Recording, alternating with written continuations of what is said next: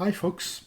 Eh bien voilà, l'épisode 3 est terminé. Nous avons vu ensemble ce fameux New World avec toutes les innovations qui y a à faire et qui s'y réfèrent. J'espère que ce cours vous a intéressé. Alors, cette brève vidéo, pour vous donner des indications sur le quiz qui aura lieu en épisode 4 et sur les workshops qui auront lieu dans quelques jours aussi. Alors, le quiz que nous ferons ensemble sur cet épisode New World et Innovation portera sur, entre autres, quelques sujets que je vous donne là en vrac, la différence entre les innovations, les inventions et le progrès. Donc pour vous rappeler un petit peu les choses, et vous avez les flashcards sur le site, vous avez le lien du site bien sûr, et vous avez les flashcards qui vous permettent de vous entraîner aux différentes questions du quiz.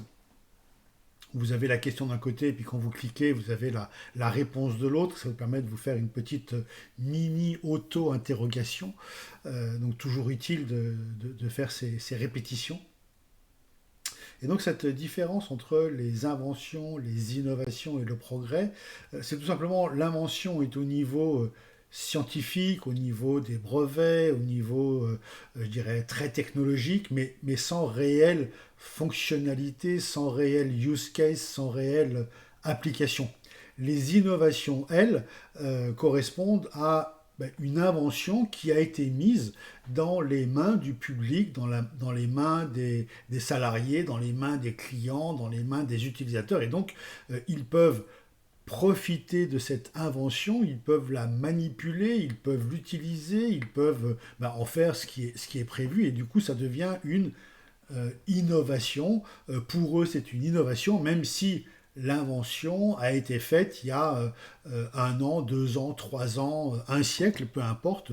Eux, ce qu'ils voient, c'est que hier, ils ne pouvaient pas utiliser cette innovation et aujourd'hui, ils peuvent l'utiliser. C'est donc une innovation pour eux.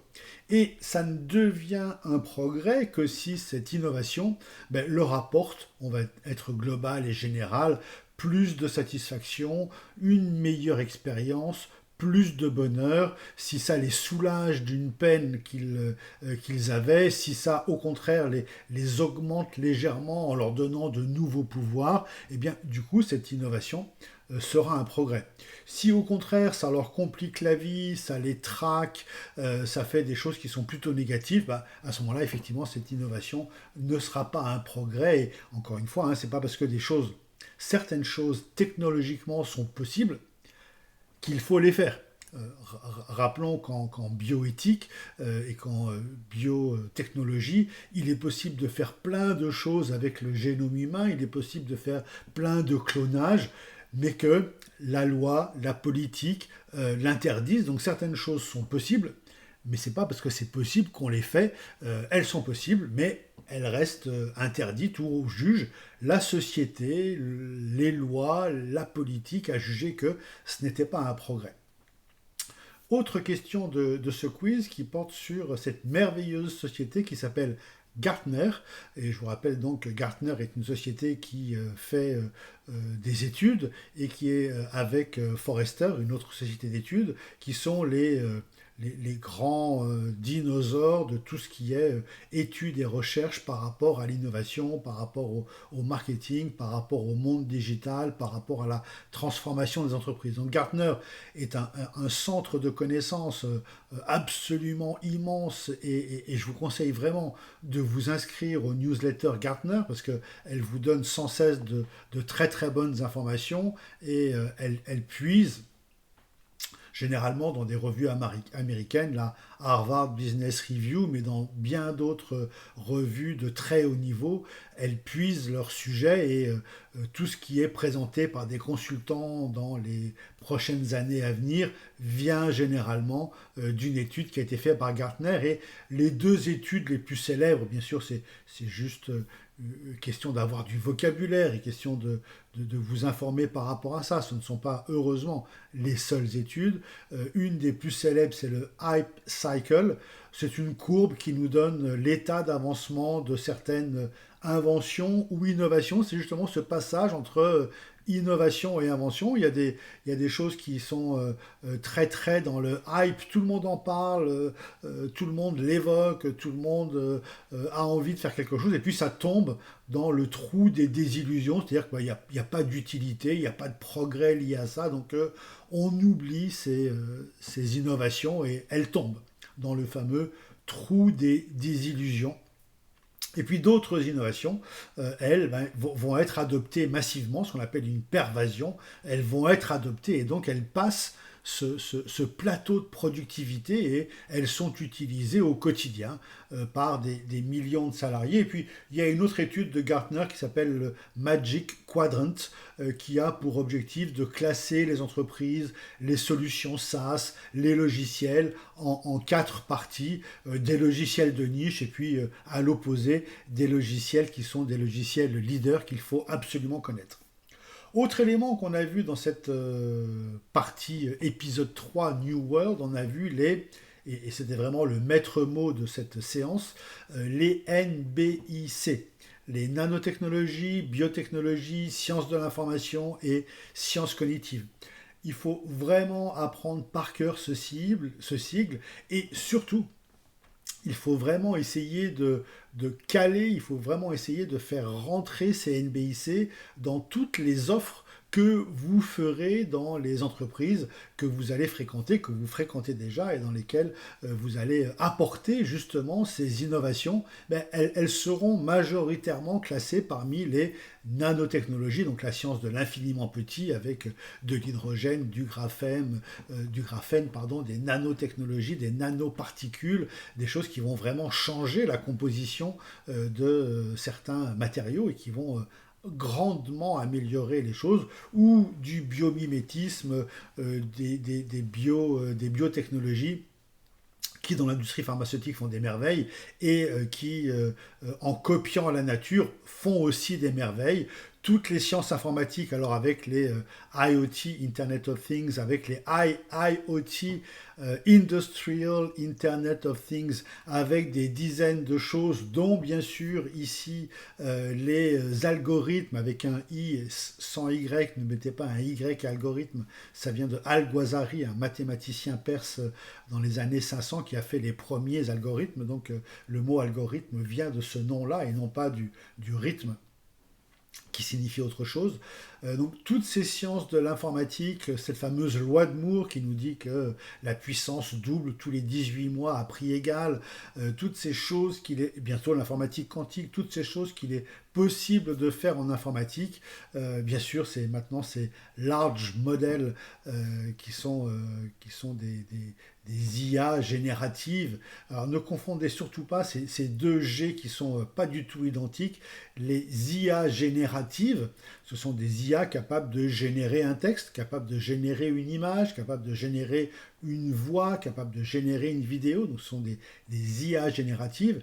Et il y a un autre G qui sont des IA générales. On les appelle les IGA, donc les IA générales, elles ne sont pas encore advenues, elles ne sont pas encore là. Plus l'IA est générale, plus elle est capable de copier le fonctionnement du cerveau humain et de s'adapter à tout type de situation. Pas seulement de la génération de texte, mais tout type de situation. Elles peuvent aussi bien jouer aux jeux de Go, aux échecs, simuler des changements climatiques et faire des milliers de choses. Cette IA générale n'est pas encore là. Aujourd'hui, on en est à l'IA générative. Et il y a souvent une confusion sur ce G. Ne confondez pas général et générative. Aujourd'hui, on a des IA génératives qui sont extrêmement utiles et dont il faut bien sûr se servir. Ne pas se servir d'une IA générative, c'est comme il y a 30 ans, ne pas se servir d'une calculatrice en disant non,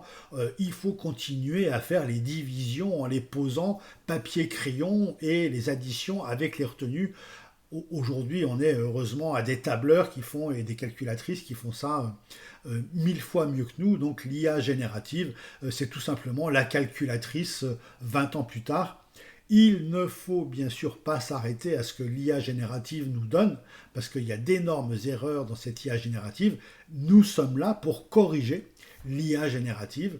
Et bien sûr, je vous conseille grandement de vous en servir et je vous impose de la corriger, d'enlever des paragraphes, d'enlever des bouts de texte et de faire un certain nombre de choses. Et troisième élément de ces NBIC, les sciences cognitives.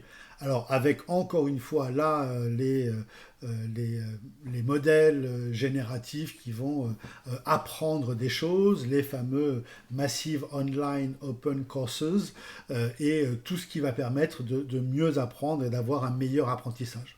Donc ce sigle NBIC, vous devez le connaître par cœur, et au-delà de le connaître par cœur, vous devez être capable d'adapter dans vos offres, dans vos value propositions, dans vos propositions de valeur, pour vos clients, vous devez être capable de retirer tel et tel élément des NBIC pour les inclure à l'intérieur des offres que vous ferez à vos futurs clients ou que vous autoriserez l'entreprise à utiliser en interne ou en externe. C'est extrêmement important de savoir manipuler, utiliser ces NBIC pour les inclure, parce que si vous ne le faites pas, vos concurrents le feront et du coup vos produits et vos offres et vos services apparaîtront obsolètes et si vous ne le faites pas, les clients vous le demanderont. Comment se fait-il qu'il n'y ait pas d'IA dans tel produit? Comment se fait-il qu'il n'y ait pas de nanotechnologie dans tel composant que vous me vendez? Et ça sera dur de le justifier parce qu'aujourd'hui ça va devenir un lieu commun que d'avoir ces NBIC. Autre sujet que nous avons abordé, et là, pareil, je vous invite à ne pas faire la confusion entre le net zéro et le neutral carbone. Donc tout ce qui est neutral ou neutralité carbone veut dire que l'entreprise continue à polluer là où elle pollue, mais simplement elle compense la pollution qu'elle fait en Afrique ou en Europe ou en Asie par quelques arbres plantés au Brésil, par quelques achats de crédits CO2, par quelques actions. Et en faisant le plus et le moins, l'entreprise dit qu'elle est neutre en carbone. Donc elle en émet ici et elle en rachète là-bas, ce qui fait que l'addition ou la soustraction des deux fait que l'entreprise est neutrale ou est neutre en carbone. Bien sûr, c'est une vaste fumisterie parce que continuer à polluer n'est aujourd'hui plus une option et plus possible.